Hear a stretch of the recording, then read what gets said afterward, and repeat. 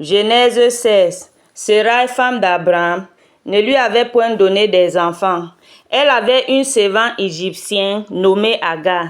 Et Séraï dit à Abraham, « Voici, l'Éternel m'a rendu stérile. Viens, je t'en prie, vers ma servante. Peut-être aurais-je par elle des enfants. » Abraham écouta la voix de Séraï.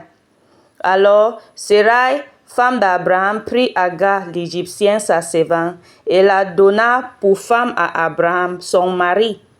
Après qu'Abraham eut habité 10 ans dans le pays de Canaan, il alla vers Agar et elle devint enceinte. Quand elle s'est vue enceinte, elle regarda sa maîtresse avec mépris. Et Séraï dit à Abraham, « L'outrage qui m'est fait retomber sur toi, j'ai mis ma servante dans ton sien, et quand elle a vu qu'elle était enceinte, elle m'a regardé avec mépris.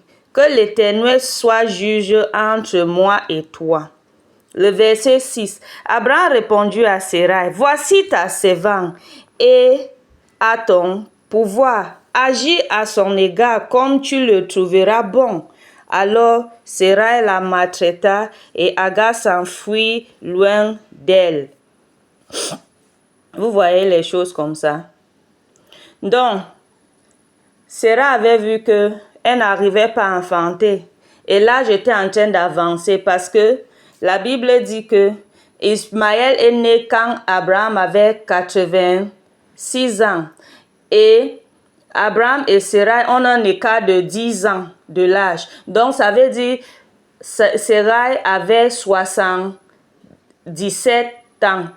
Elle dit alors que ouais, voilà, l'âge est en train d'avancer, pardon, prends mon servant. Si vous vous rappelez, on avait lu Genèse 12, comme eux tous, ils étaient sortis de l'Égypte. Et voilà la servante qu'on lui avait donnée. Elle dit que ok, maintenant, quand prends-la, peut-être par elle, j'aurai les enfants. Quand elle a vu qu'elle était enceinte, elle a commencé à se fiasser devant sa maîtresse. Elle méprisait sa maîtresse qui était Séraï.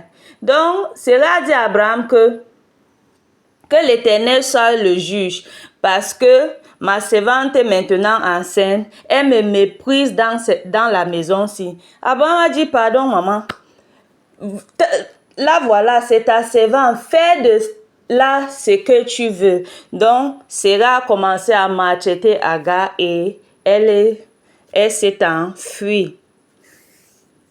Le verset 7, la naissance d'Ismaël. L'ange de l'Éternel la trouva près d'une source d'eau dans le désert, près de la source qui est sur le chemin de Chouon. Il dit, Agar, servante de Séraï, d'où viens-tu et où vas-tu?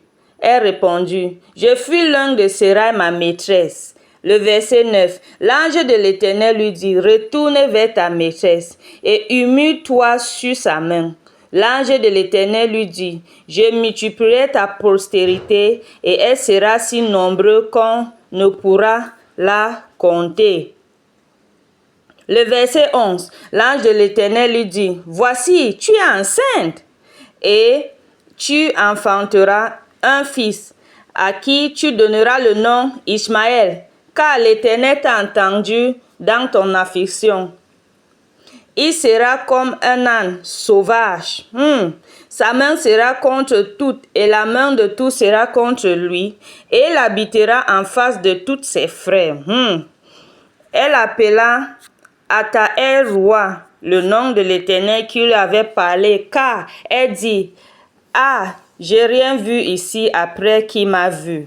C'est pourquoi l'on appelle ce puits le puits de l'Achien roi. Elle est entre Kadesh et Baret. Agar enfantera un fils à Abraham. Et Abraham donna le nom d'Ismaël au fils qu'Agar lui enfanta.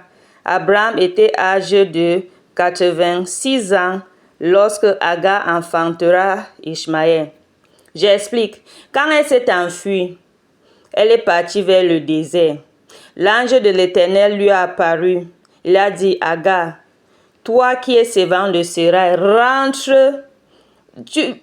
Où vas-tu et où viens-tu? Ça veut dire, il a dit à Agar que rentre, va voir ta maîtresse Séraï et humilie-toi devant elle. Et l'ange dit que, ok, je vois, tu es enceinte. Il dit, ok, cet enfant, tu la nommerais Ishmaël.